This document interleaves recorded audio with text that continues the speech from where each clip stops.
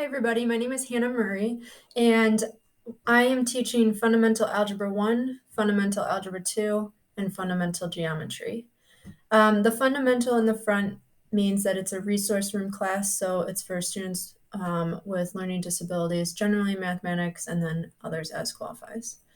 So a little bit about me first. I grew up in Indiana, and then I went to Spring Arbor University, which is kind of near like the Jackson area, where I studied special education and mathematics. For our curriculum that we're going to follow, we're following the same Common Core mathematics that all the other math classes are following at the school. The only difference is that instead of like going super deep into every subject, we cover the same subject content, but more at like a surface level. So instead of having to memorize all formulas, we might go through a few of the formulas and then they can use their notes and stuff like that. For help, I just ask that help be prearranged through email. So just either you or your student emails me when help is needed and we can arrange a time. For Monday through Thursday, I'm available from 8 to 8:30 and then 2:30 to 3. Those are pending meetings and IEPs and anything else I might have to attend. So definitely that's why the email comes into place. And then Fridays generally from 12:30 to 3. Again, that is a time when I am scheduling a lot of meetings as well. So just send that email ahead of time and we can arrange a time that works for both of us. Class materials. So I've gone over this with students already, but students need to have something to write with. It can be a pencil, it can be a pen, marker, highlighter, whatever makes them happiest. And then a binder or a notebook. The students are going to be taking notes in this, showing work, and then storing their worksheets in either one of them. Obviously, right now we don't have a lot of worksheets, but should we return, we will have some worksheets, but don't worry if it's a notebook, that's totally fine. We just staple or tape them in and it all works out. Something that's not necessary at the moment is a calculator, just because at home we have access to phones, computers, all that type of technology. But should we return to school, a calculator will be necessary because we can't be sharing all of those materials in the classroom. So what I recommend is this calculator, the TI-30XIIS, and this is what it looks like. So this one they'd be able to use all 3 years in my classroom. It has all the types of functions they're going to need with me. And it's a little bit more on the expensive side, like $15 to $20, but you don't also have to feel the need to go out and buy one of the like $120 calculators either, unless you feel that your student will be able to use those better.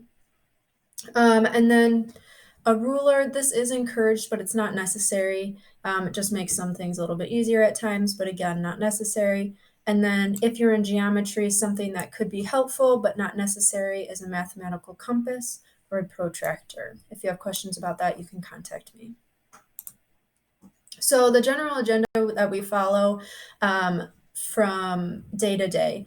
We have a bell ringer that we always start off with. We'll have notes or a notes review. We'll practice some stuff together, and then there will be individual practice.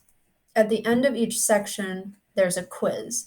And then at the end of each unit, there's a test or a project so that students can demonstrate their learning to me.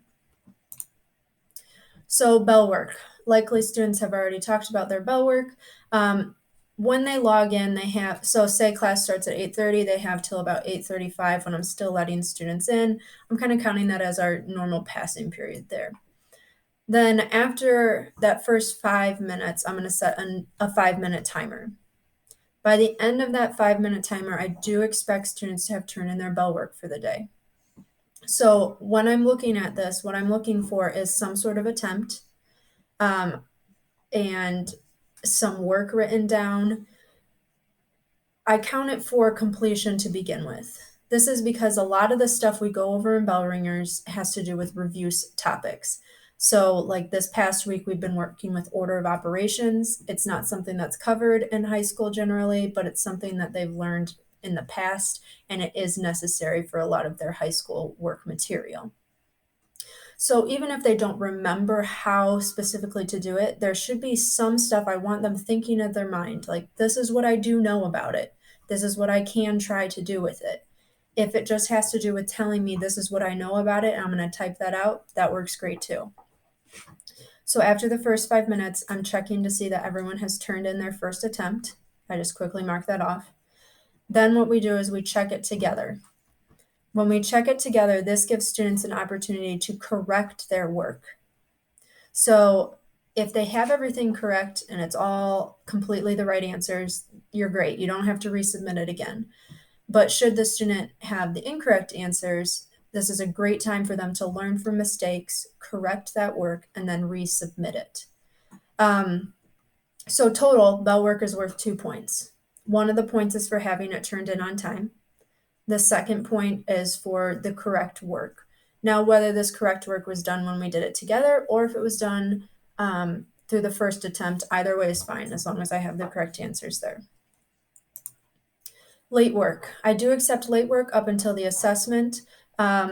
So up until the quiz that this is taken over, up until the complete overview exam, but it will result in some reduction of points just because I do have to relay that there are expectations. I do expect work to be on time, but I also understand that there are outstanding circumstances at times.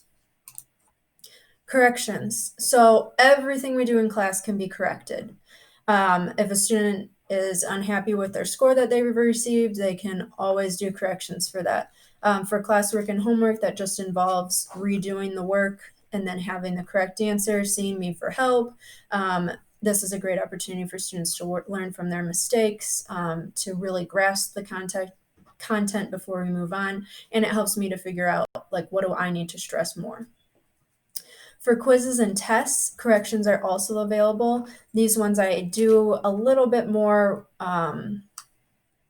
in depth. So I do expect students to do the problem, give me the problem number. They need to tell me in a complete sentence what they did wrong. Then they need to tell me in a complete sentence what should have been done.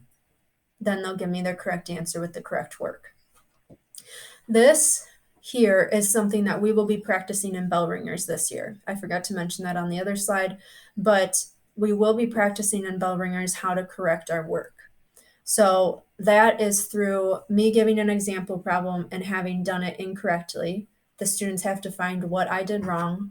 They have to tell me what I did wrong, how I should have done it, and then correct the answer.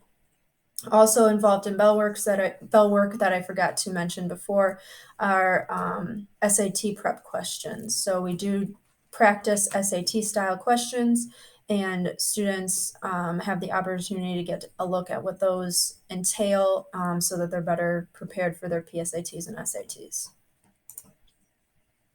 Finally, contact information. So the best way to get in contact with me is through email.